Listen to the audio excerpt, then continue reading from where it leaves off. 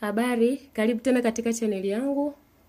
Leo tutaenda kujifunza jinsi ya kupika tambi mchemsho, tambi tamu, tambi nzuri kama hivyo hapo, ni tamu sana.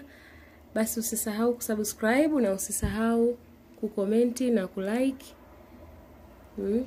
Lakini pia usiache kugusa alama ya kengele baada ya kusubscribe ili usipitwe na kila video ambayo nitaenda kuiupload katika channel hii. Karibu sana ujifunze kupika pishi hili, basi uende nami mwanzo hadi mwisho wa video hii na mimi utajifunza. Mahitaji ya kupika tambi mchemsho ni kama hivyo hapo. Hapa kuna kitunguu, kuna karoti na kuna hoho ambavyo vimekatakatwa, lakini kuna chumvi hapa, na kitu kingine nitakachohitaji ni sukari, lakini kitu kingine ni maji ya moto. Maji nimeshachemsha nimeweka hapo, lakini kuna mafuta na kuna tambi zenyewe. Na leo tutatumia tambi hizi hapa. Basi moja kwa moja twende kwenye kupika. Kama hivyo hapo, bandika sufuria lako jikoni. Baada ya hapo, kadiria mafuta kiasi unachopenda. Kama hivyo nitaenda kuweka mafuta kwenye sufuria.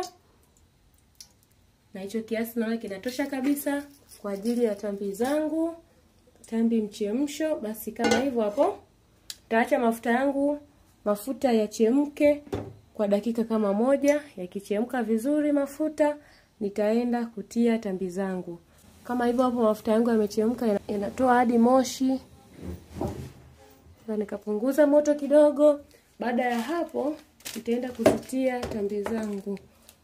Tambi unaweza ukaziweka nzima au unaweza ukazikata. Basi kama hivyo nenda kuzikata mara moja tambi zangu. Kama hivyo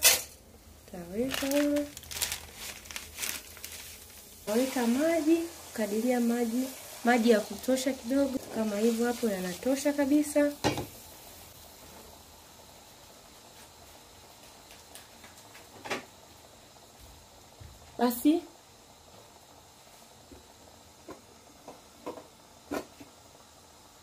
Basi kama hivyo hapo, na ya maji yanatosha kwa kuivisha tambi zetu. Chumvi kiasi, lakini pia utaweka sukari kiasi unachopenda, ila kama hivyo hapo kadiria tu kiasi hicho hapo.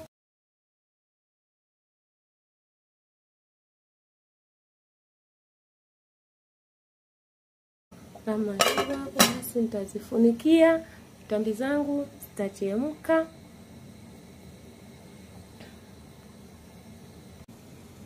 Baada ya dakika 10 tambi zangu ziko kama hivyo hapo.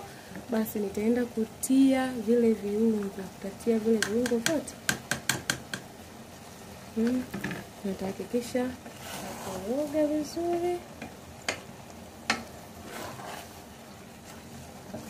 Inaitwa tambi mchemsho, tambi isiyo na gharama. Kama hivyo hapo nitavikoroga.